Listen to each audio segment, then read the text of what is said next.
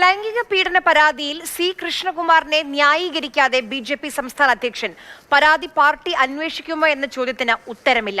കൃഷ്ണകുമാർ തന്നെ വലിച്ചിഴയ്ക്കുന്നതും മർദ്ദിക്കുന്നതും നൂറുകണക്കിന് ആളുകൾ കണ്ടതാണെന്ന് പരാതിക്കാരി വ്യക്തമാക്കുന്നു.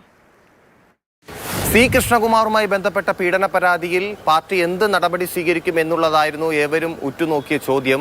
നേരത്തെ തന്നെ ഈ കേസ് തള്ളിക്കളഞ്ഞതാണ് എന്ന് കൃഷ്ണകുമാർ പറഞ്ഞ് ന്യായീകരിക്കുമ്പോഴും യുവതിക്ക് ഇപ്പോഴും പരാതി ഉണ്ട് എന്നതിനുള്ള തെളിവാണ് കഴിഞ്ഞ ദിവസം ബി.ജെ.പിയുടെ പുതിയ സംസ്ഥാന അധ്യക്ഷന് ഇതുമായി ബന്ധപ്പെട്ടുള്ള പരാതി ആ യുവതി നൽകിയതിലൂടെ നമുക്ക് മനസ്സിലാക്കാൻ സാധിക്കുന്നത്. അതുകൊണ്ട് തന്നെ സംസ്ഥാന അധ്യക്ഷൻ കേരളത്തിൽ ഉണ്ടായിരുന്നില്ല. അതുകൊണ്ട് തന്നെ കേരളത്തിൽ മടങ്ങിയെത്തിയതിനു ശേഷം ഒരു തുടർ നടപടി എന്താണെന്ന് വെച്ചാൽ ചെയ്യാം എന്നുള്ളതായിരുന്നു സംസ്ഥാന അധ്യക്ഷന്റെ നിലപാട്. പക്ഷേ അദ്ദേഹം തിരുവനന്തപുരത്തെത്തി ഇന്ന് വാർത്താ സമ്മേളനം നടത്തി. ആ സമയത്ത് മാധ്യമപ്രവർത്തകർ ചോദിക്കുമ്പോൾ അദ്ദേഹത്തിന് ഉത്തരം മുട്ടുകയാണ്. അത് രാഹുൽ ഗാന്ധിന്റെ ആറ്റം ബോംബും വി.ഡി. സതീശന്റെ ബോംബും നമ്മളെല്ലാം ഒരേ ഒരു ലെവലിൽ കണ്ടാൽ മതി. അത് പടക്കമല്ല, ഒരു ഡാം സ്ക്വിബ് ജനങ്ങളുടെ ശ്രദ്ധ തിരിക്കാൻ അവരുടെ ഒരു സ്ട്രാറ്റജി. ഓക്കെ, ചെയ്യട്ടെ. അതിനെക്കുറിച്ച് ഞങ്ങളുടെ പാർട്ടി ഇന്നലെ സംസാരിച്ചു. അതാണ് അതിന്റെ ലാസ്റ്റ് വേർഡ്. നമസ്കാരം.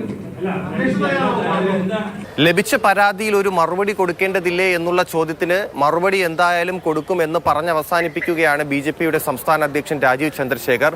അതേസമയം പരാതിയിൽ ഉറച്ചു നിൽക്കുകയാണ് യുവതി. ബി.ജെ.പിയുടെ സംസ്ഥാന അധ്യക്ഷന് നൽകിയ പരാതി ചോർത്തിയത് താനല്ല എന്നുകൂടി പരാതിക്കാരി പറയുന്നുണ്ട്.